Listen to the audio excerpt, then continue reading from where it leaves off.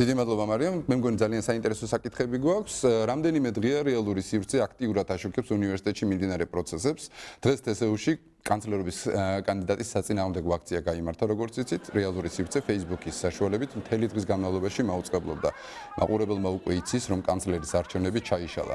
ჩვენ ახლა პირდაპირ ეთერში გვერდება თბილისის სახელმწიფო უნივერსიტეტის სტუდენტი ანა კამლაძე. ანა, გამარჯობათ, გესმით ჩვენი?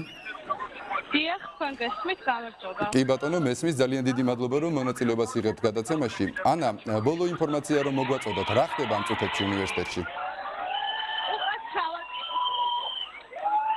გესმით, ანა ჩვენი? ბოლო ინფორმაციაზე საუბრობ, ხო? დიახ, რა ხდება ბოლო ინფორმაცია რომ მოგვაწოდოთ, რა ხდება ამ წუთებში უნივერსიტეტში? ამ წუთას სტუდენტები ვართ შეკრებილები, განვიხილავთ სამოქმედო გეგმას სამომავლოს, ისევ ინსტიტუტში გვიდგას თავარი მოთხოვნა, რომ გაფრინდაშვილმა მოხსნა თავისი კანდიდატურა. დღევანდელი სხდომა უკვე გამოცხადდა ჩაშლილად. კონკრეტული შემოთავაზებები გვაქვს სენატის წევრებისგან, მაგრამ ახლა განვიხილავთ დავეთანხმოთ თუ არა ამ შემოთავაზებას. სტუდენტის ძალიან, იმიტომ რომ ყოველთვის განდიდი. მინდა აუცილებლად თქვა და გავაკეთო კომენტარი დღევანდელი პოლიციის ჩართვაზე მოვლენებში. პოლიციის ორგანომა სრულად უკანონოდ აგვიკრძალა შენობაში გადაადგილება და ჩვენთან ფიზიკურ შეხლა-შემოხლაში გამოვიდა და ამაზე პასუხი უნდა იყოს ვინც უნდა იყოს აუცილებლად სახელმწიფომ და უნივერსიტეტმა რატომ ხდება ეს და რატომ გრძელდება პოლიციური რეჟიმი უნივერსიტეტში. ძალიან საინტერესო. პასუხები ამაზე. კი ბატონო, ძალიან სამწუხარო არის რომ ასეთი ინციდენტი მოხდა, მაგრამ ერთი წუთით რომ დავაკონკრეტოთ, მიმდინარეობს თუ არა მოლაპარაკებები ეხლა ამ წუთას სტუდენტებსა და სენატის წარმომადგენლებს შორის? არა, არ მიმდინარეობს მოლაპარაკებები, ჩვენ მივიღეთ შემოთავაზება, ახლა განვიხილავთ დავეთანხმოთ თუ არა ამ შემოთავაზებას. მივიღეთ შემოთავაზება, რომ მოსამზადებელ შეხვედრაზე შევხვდებით სტუდენტები სენატის წევრებს და მათ შორის გაფრინდაშვილს და გავესაუბრებით მათ და გავაცნობთ დეტალებს, რომლებიც ჩვენ გვაქვს ბრალდებებს, რომლებიც გვაქვს გაფრინდაშვილისადმი.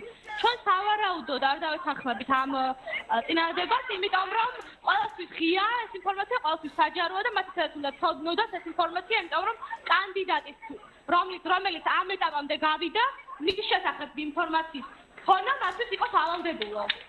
გასაგებია. ანა, რა მაინტერესებს იცით რომ შეგიძლიათ მოკლედ რომ შეგვიჯამოთ და მოგვიყვეთ, რა ხდებოდა ყველაზე მნიშვნელოვანი მთელი დღის განმავლობაში უნივერსიტეტში. ნუ გარდა იმისა, რომ სამწუხაროდ პოლიციასთან დაპირისპირება გქონდათ. კი ბატონო, ჩვენ აქცია გქონდა დაგეგმილი, დაიწყო აქცია. შემდეგ გადაწყვეტ რომ გავეპროტესტებინა არჩევნები და გადმოგონაცვლებინა ოთახში რომ არჩევნები ტარდებოდა, რომელზე გასწრებით უფლება ჰქონდა კანონიერად და სამართლებრივად. რა თქმა უნდა, ყველა სტუდენტი ვერ დაეტევოდა სტომის ოთახში, მაგრამ ვაპირებთ რომ გამოგებულიყავით დერეფანში, ყველა კარი ჩაიკეტა, ყველა შემოსასვლელი გამაგრდა ჯერ უნივერსიტეტის დაცვის მიერ, რომლებმაც ასევე ძალიან ყოვლი წინააღმდეგობა გაგვიწიეს, სრულიად უმიზეზოდ და არა სამართლებრივად, იმიტომ რომ მათ ევალებათ სტუდენტების დაცვა პირველ რიგში, შემდეგ პოლიციის კორდონმა დაემატა უნივერსიტეტის ზალებს და ასევე ხელი შეგუშალა შემოსვლაში, შემდეგ როგორღაც მაინც მოხდა რომ შემოსულიყავით და იტატრება მოგვეწყო ამ ტერიტორიის და დაგვეკავებინა ოთახი, სადაც რათა ჩაშლილი იყო სხდომა. სხდომაში მართლაც ჩაშლილად გამოცხადდა ცოტა ხნის წინ და მივიღეთ შემოთავაზება, რომ ორშაბათს დავიწყოთ საინფორმაციო შეხვედრას. ამ წუთას ეს ასე ხდება. მთავარია რომ სტუდენტებში მუხტი არსებობს, მთავარია რომ სტუდენტები გავართ ერთად და მოთხოვნები ისევ დგას ინსტიტუტში, ისე როგორც იდგა. ანა, მაყურებლისთვის რომ ესეთი ნათელი იყოს, რა შემთხვევაში შეწყვეტ თქვენ პროტესტს? როცა გაფრინდაშვილი მოხდის თავის კანდიდატურას. კი ბატონო, ანა, ძალიან დიდი მადლობა საინტერესო ჩართვისათვის და ინფორმაციას პროცესის მიმდინარეობის შესახებ ჩვენ აუცილებლად მივაწოდებთ Facebook-ის საშუალებით.